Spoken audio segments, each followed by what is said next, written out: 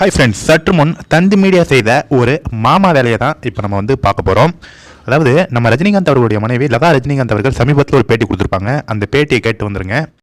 மேற்கத்திய நாடுகளோட தாக்கம் தான் ஜாஸ்தியாக இருக்குது, நம்மளோட தாக்கம் அவங்க அதிகமாகிடுச்சுன்னு சொல்கிறாரு ரஜினி சார் சொல்லியிருக்காரு. இல்லை, ஒரு உடையாலேயோ ஒரு பேசுகிற முறையாலேயோ ஒருத்தர் வாழ்வு ஸ்டைலாலேயோலாம் இது நிர்ணயிக்கப்படுறதில்லை. மனசால இந்தியர்களாக இருக்கணும்.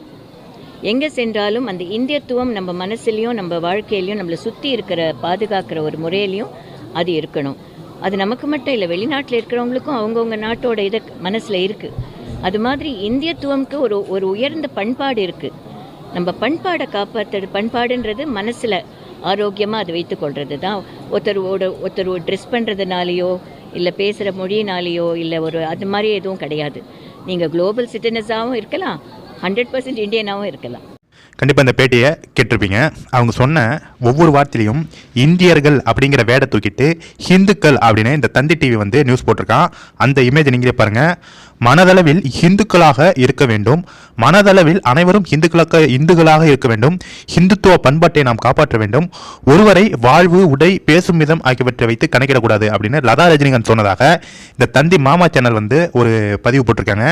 இந்த தந்தியோடைய ஒட்டுமொத்த வன்மத்திற்கு என்ன காரணம் அப்படின்னா, சமீபத்தில் ரஜினிகாந்த் அவர்கள் ஒரு வீடியோ வெளியிட்டிருப்பாரு. ஏன்னா இந்தியாவில் இந்திய இளைஞர்கள் தமிழக இளைஞர்கள் அதாவது மேற்கிந்திய கலாச்சாரத்தை நோக்கி போயிட்டு இருக்காங்க. அவங்களுக்கு நம்ம இந்திய கலாச்சாரம், இந்திய பண்பாடு இதையெல்லாம் மறந்துட்டு இருக்காங்க. நம்ம இந்தியா எவ்வளோ பெரிய கலாச்சாரம் மிக்க ஒரு நாடு, ஒரு பாரதம் எந்த அளவுக்கு ஒரு பண்பாடு மிக்க ஒரு நாடு, நம்மளுடைய கலாச்சாரம் அழிந்து கொண்டே வருது. அதையெல்லாம் நம்ம இந்திய இளைஞர்கள் மீண்டும் மீட்டெடுக்க வேண்டும், அதையெல்லாம் பின்பற்ற வேண்டும் அப்படின்னு ரஜினிகாந்த் அவர்கள் இளைஞர்களுக்கு ஒரு வேண்டுகோள், ஒரு வீடியோ வெளியிட்டிருப்பாரு. அதுதான் இந்த தந்தி டிவியோட வன்மத்துக்கு முக்கிய காரணம்.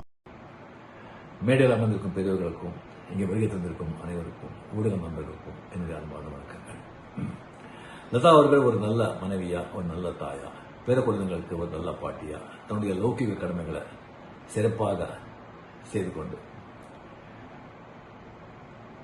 இப்போ இந்த செல்போன் யுகத்தில் இளைஞர்கள் சில பெரியவர்கள் கூட நம்ம பாரத நாட்டின் மகோன்னதமான சம்பிரதாயம், அதோட கலாச்சாரம், அதோட அருமை பெருமை எல்லாம் அவங்களுக்கு தெரியாமலேயே அதை பற்றி